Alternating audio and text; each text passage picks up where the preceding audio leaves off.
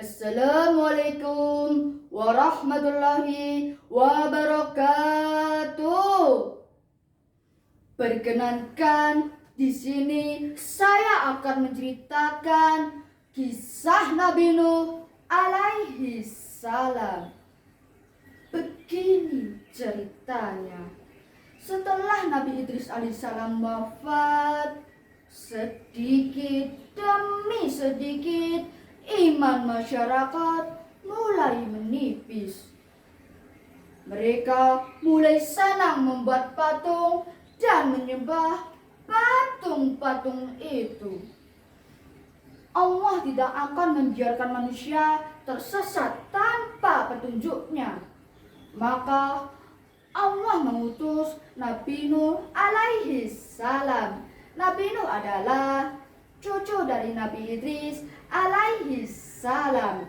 Fisiknya kuat, hatinya mulia, dan sabar luar biasa. Mulailah Nabi Nuh berdakwah dengan terang-terangan ataupun mendatangi seorang demi seorang. Berulang-ulang siang dan malam, tetapi sedikit sekali yang mengikuti seruan Nabi Nuh. Mereka bersikap angkuh dan sombong. Bahkan mereka berani menantang Nabi Nuh. "Duh, sudahlah, berhenti bicara. Kami tidak akan percaya. Sekarang datangkan azab itu kepada kami. Jika kau tidak bisa, kau hanya berdusta." Ha ha ha ha ha ha ha. Nabi Nuh menjawab, "Hanya Allah yang akan mendatangkan azab itu kepadamu, dan kamu tidak akan dapat melepaskan diri." Kemudian Nabi Nuh mengadu kepada Allah atas pembangkangan kaumnya.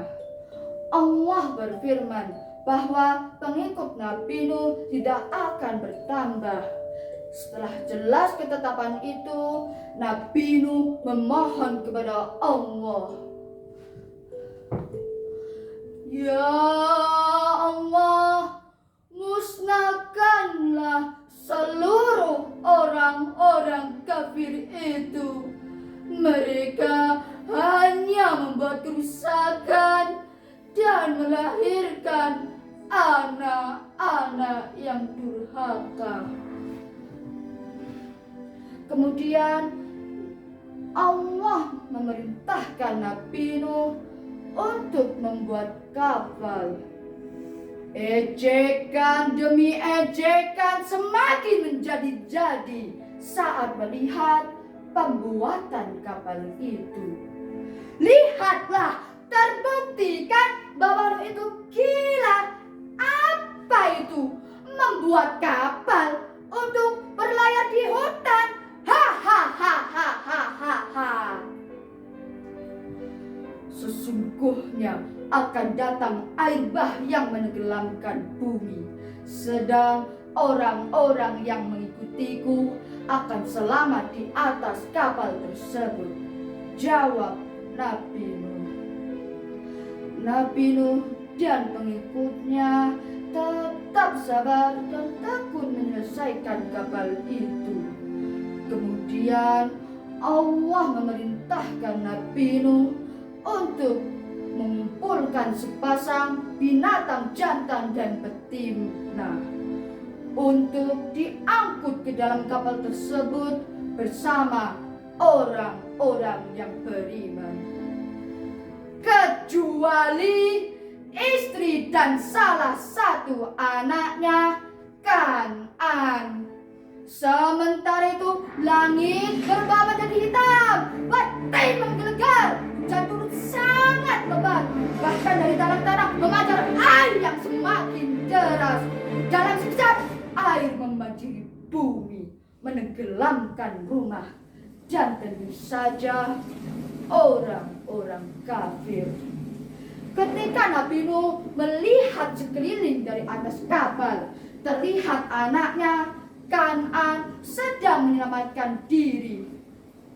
"Anakku, masuklah ke dalam kapal ini. Tidak ada yang bisa selamat dari azab Allah," seru Nabi Nuh. "Tidak ayah, aku akan memanjat bukit yang tinggi. Pasti aku akan selamat," jawab Kan'an. Tiba-tiba datang gelombang besar. Biur! Kan'an tidak terlihat lagi. Nabi Nuh sangat sedih karena kehilangan anaknya. Nabi Nuh berdoa, "Ya Allah, ampunilah dosa-dosa kami." Setelah beberapa hari, air pun surut masuk ke dalam tanah. Nabi Nuh dan pengikutnya memulai hidup baru tanpa ada gangguan dari orang-orang kafir. Nah, hikmah dari cerita ini adalah kita harus taat kepada Allah serta Rasul-Rasul Allah. Sekian cerita dari saya. Wassalamualaikum warahmatullahi wabarakatuh.